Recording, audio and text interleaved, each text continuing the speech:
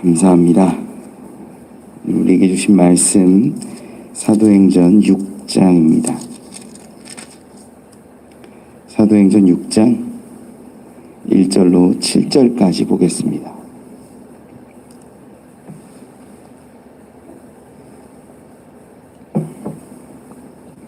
사도행전 6장 1절로 7절의 말씀 우리 한 절씩 교독하지요.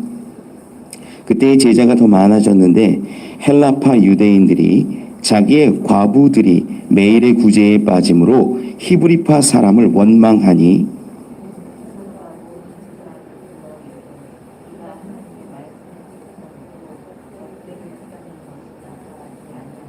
형제들아, 너희 가운데서 성령과 지혜가 충만하여 칭찬받는 사람 7을 택하라.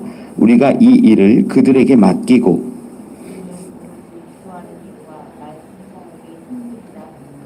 온 무리가 이 말을 기뻐하여 믿음과 성령이 충만한 사람 스데반과 또 빌립과 브로고노와 니가노르와 디몬과 바메나와 유대교에 입교했던 안디옥 사람 니골라를 택하여 함께 읽지요.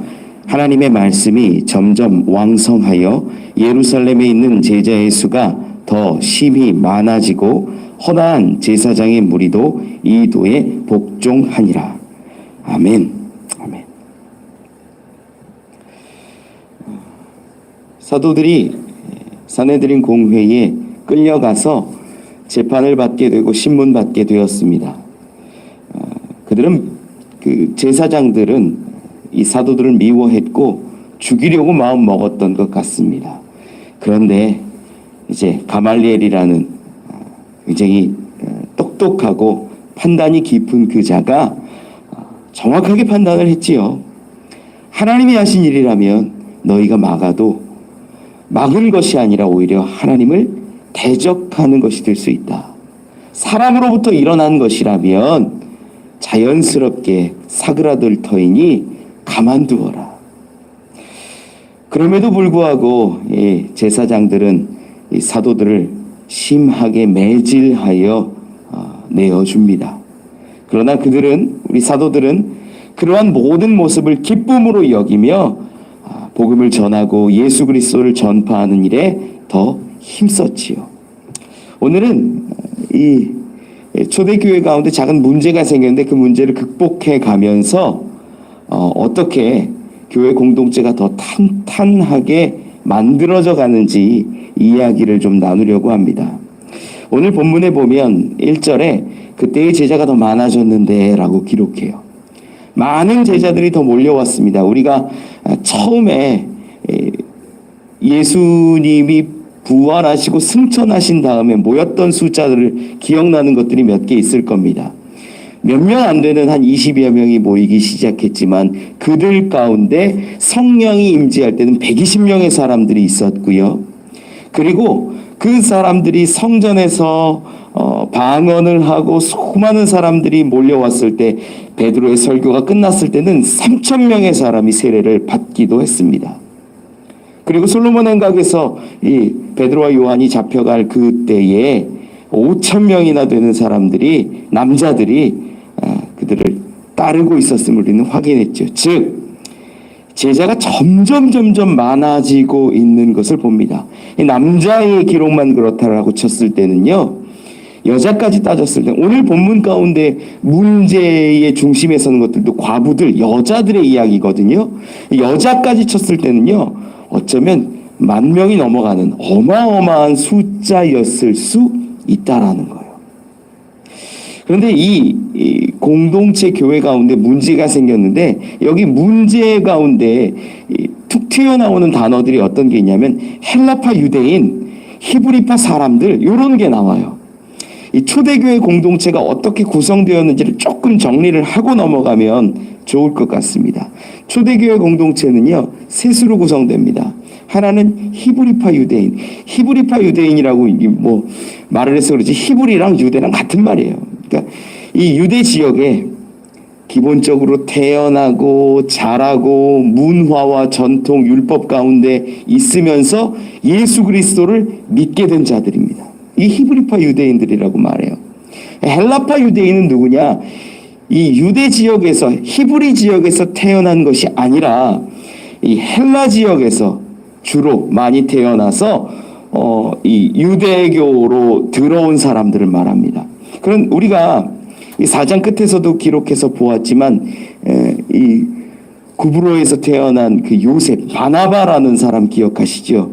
이 사람이 이 헬라 문화권에 있다가 이제 말씀을, 내가 율법을 온전히 지키고 온전한 신앙으로 살아야겠다라고 유대에 예루살렘에 왔는데 거기에서 예수 그리스도의 소식 또한 성령의 충만함을 경험하면서 그가 예수 그리스도 안으로 들어온 거죠. 교회 안으로 들어온 거죠. 이러한 사람들이 주로 헬라파 유대인들이라고 보는 겁니다.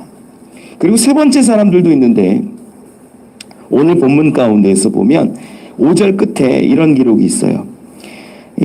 유대교에 입교했던 안디옥 사람 니골라를 택하여.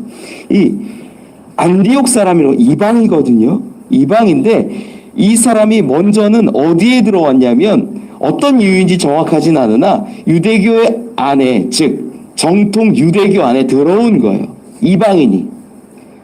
그래서 유대교에서 신앙생활을 하고 삶을 이렇게 지내고 있는데 성령의 임재와 예수 그리스도의 소식을 듣고 나서 그가 예수 그리스도의 도에 들어오게 된 거죠. 이러한 사람을 이제 이방 사람인데 유대인이 전혀 아닌데도 불구하고 교회 안에 들어온 자로 보이는 겁니다.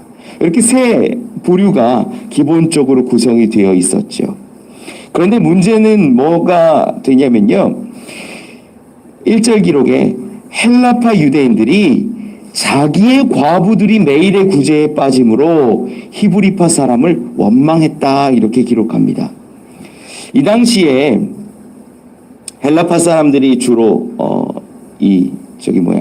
예루살렘 쪽으로 왔을 때는 신앙이 돈독하고 믿음 생활을 하려고 정말 율법대로 살려고 왔다가 예수 그리스도의 도를 경험한 거예요.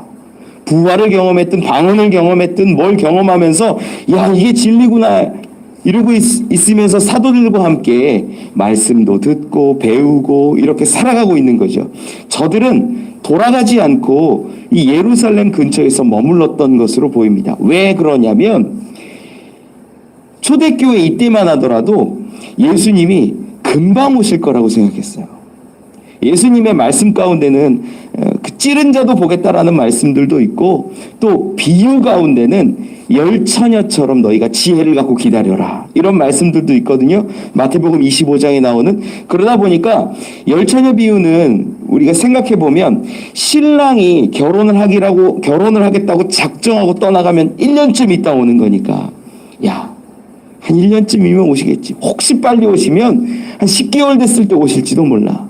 늦으면 한 1년 6개월 있다는 오실 것 같아. 이런 마음들이 저들 안에 기록은 없지만 마음 가운데 품고 있었을 수 있다는 거죠. 그래서 헬라로 돌아가지 않고 자기의 지역으로 돌아가지 않고 예루살렘 근처에서 모여 지냅니다.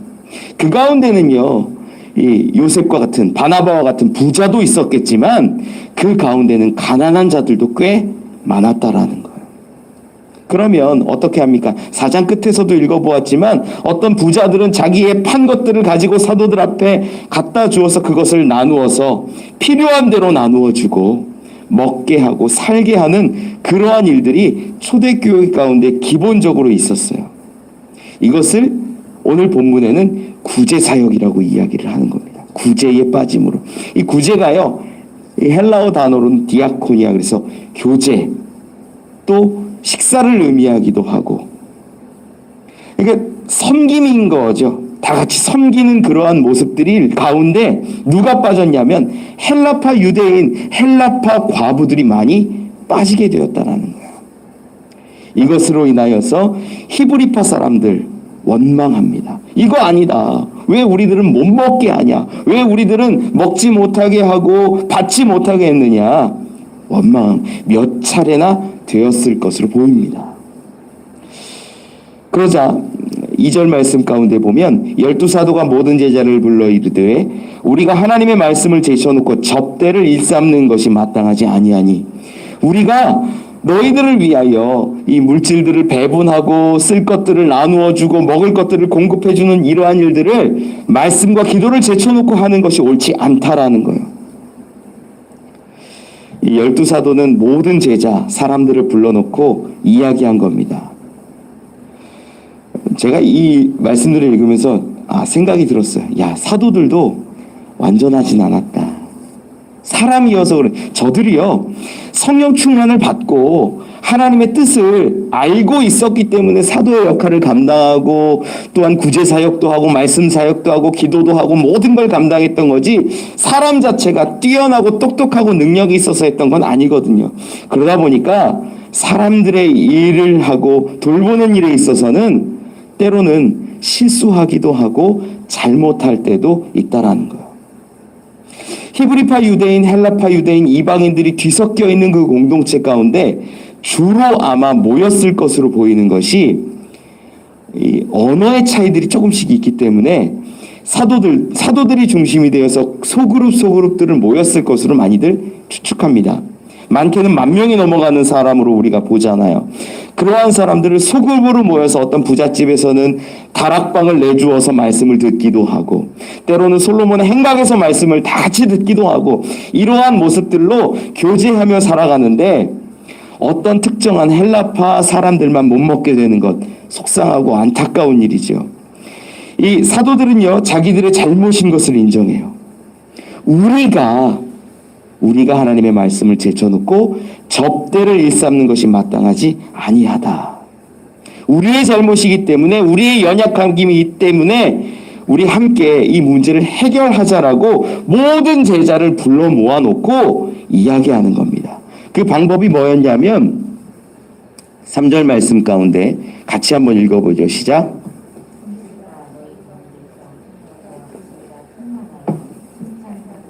일곱을 택하라. 우리가 이 일을 그들에게 맡기고. 아멘. 형제들아, 너희 가운데서 성령과 지혜가 충만하여 칭찬받는 사람 7을 택하라고 말합니다. 이 수많은 한 10,000명이나 되는 공동체 가운데 7 집사를 택하는 장면인 거지요. 그런데 그 기준이 있어요. 기준이 3가지 기준인데, 성령이 충만하고 지혜가 충만하고 그리고 칭찬받는 사람이라는 거예요. 칭찬받는 사람만 한다면 사람과의 관계를 잘하여서 사람에게 인정받고 얼굴 내는 곳에 보여지는 그러한 사람들이 설 수 있어요. 그런데 이거 옳지 않다라는 거죠. 가장 기본적으로 충만해야 하는 것이 성령과 지혜라는 것입니다. 그래서 교회에서도 우리가 칭찬받고 인정받는 사람을 이 귀한 집사의 직분을 주는 것이 아니라, 먼저는 사실 성령과 지혜가 충만한 자를 세워야 한다라는 거예요. 성령과 지혜가 충만하다라는 말만 보아도 은혜가 됩니다. 집사라는 단어가 잡을 때 쓰는 이 잡을 집에다가 일사거든요. 일을 잡고 일하는 사람이라는 거예요. 하나님의 일을 감당하는 사람이 어떠해야 하냐? 성령과 지혜가 충만해야 된다. 그런데 우리 많은 사람들이요, 이 부분을 읽으면서 어떻게 이해하냐면, 맞아, 교회에서 집사, 권사, 장로 되려면 성령이 충만하고 지혜도 충만해야 돼. 이게 좀 더 발전하면 어떻게 이해되냐면, 성령도 충만하고 믿음도 충만하고 또 지혜도 충만하고 지식도 충만하고 똑똑해야 돼. 성령 충만한 건 이해가 가요. 말씀 많이 듣고 기도도 하고 뜨거운 마음으로 하나님의 뜻을 아는 것. 그런데 지혜를 그냥 뭉뚱그려 생각하면 어떻게 되냐면, 야, 그 사람이 좀 똑똑해야지. 좀 멍청하면 안 돼. 어리숙하면 안 돼. 똑똑하고 이해력도 빠르고 뭔가 착착착착 계산도 잘하고 이런 지혜 있는 사람을 택해야 돼라고 생각합니다. 그러다 보니까 수많은 교회들이 잘못하고 있는 것이 뭐냐면, 사회에서 인정받은 직장인들, 전문인들, 이런 사람들이 신앙이 좀 있어 보이면 직분을 주는 거예요. 성령이 좀 있는 것 같으면. 왜냐? 지혜는, 지식은 세상으로부터의 인정은 받았으니까 성령이 좀 있는 것 같고 믿음이 좀 있는 것 같으면 집사의 직분을 주어도 되겠다라는 거예요. 성령과 지혜의 충만이 이러한 모습일까요? 아니에요. 여기 오늘 본문 가운데 성령과 지혜가 충만하다라는 단어도 헬라어로 보면요, 성령과 지혜 사이에 많이 아는 단어예요. 이제 카이라는 단어로 그리고라는 의미인데, 성령 그리고 지혜가 충만한 사람을 택하라라는 건데, 이 카이라는 단어가 어떤 의미냐면 그리고도 있지만 또 중요한 의미가 그리하여라는 의미도 있어요. 여러분, 그러면 잘 한번 생각해 보세요. 그러므로라는 의미도 있어요. 한번 생각해 보세요. 그러면 무슨 의미인가? 성령이 충만함으로 인하여서 지혜가 충만한 사람을 구하고 찾는 것이 옳다라는 거예요.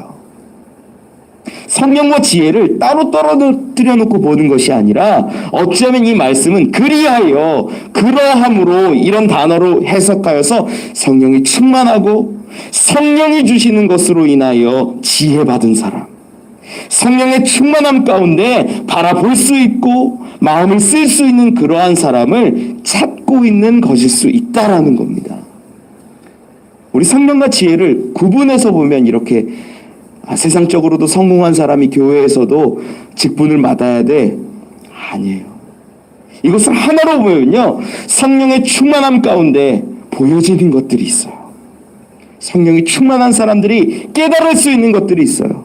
성령이 충만한 사람들이 더 연약하고 부족한 사람들을 바라보고 찾아갈 수 있어요. 그들에게 상처 주지 않을 수 있어요. 이렇다라는 거예요. 7의 집사들은요, 성령의 충만과 그로 인하여 받은 지혜를 가지고 사람들을 섬길 때 칭찬받았던 것 같습니다. 그러한 모습이 오히려 이 당시에 진짜 집사들의 모습이 아니었겠습니까? 저렇게 집사의 이 직분 받을 자들을 이야기하고 나서 사도들은 이야기합니다. 4절 가운데 우리는 오로지 기도하는 일과 말씀 사역에 힘쓰리라 하니, 사도들에게 가장 중요한 건 뭐였냐면 다시 한번 본질을 회복하는 이 기도하는 일과 말씀 사역이었다라는 거죠. 제가 때로는 부러운 게 이런 겁니다. 야, 목회자가 교회 돌아가는 거 정말 신경 안 쓰고, 재정도 신경 안 쓰고, 관리도 신경 안 쓰고, 저는 카페 일도 신경 안 쓰고, 정말 말씀 많이 보고 기도 많이 하고 그럴 수 있으면 얼마나 좋을까요? 아마 수많은 목회자들의 꿈일 수도 있어요. 우리 교회에도 성령과 지혜가 충만한 사람들이 많아지고 칭찬받는 사람들이 생겨져서 제가 또 저의 일들을 더 본질에 집중하고 충성되게 설 수 있기를 소망합니다. 5절 말씀 가운데 같이 한번 읽어볼까요? 시작. 온 무리가 이 말을 기뻐하여 믿음과 성령이 충만한 사람 스데반과 또 빌립과 브로고노로 니가노르와 디몬과 바메나와 유대교에 입교했던 안디옥 사람 니골라를 택하여. 5절 말씀에 기록되어 있는 이 이름들은요, 신기하게도 헬라 이름들입니다. 다 헬라 이름이에요. 그래서 어떤 이제 학자들 가운데는, 야, 히브리파 유대인들이 많음에도 불구하고 헬라 사람들을 다 세운 것은 아닐까라고 해석하기도 해요. 그런데 7번째 마지막에 이제 안디옥 사람을 택한 것으로 보아서 이방인도 헬라 이름을 갖기도 했고, 또 히브리 유대인 가운데에서도 헬라 이름을 갖고 있는 사람들이 있었거든요. 그러다 보니까 이것이 다 헬라 사람들을 칭한 것은 아닐 거다라고 보기도 합니다.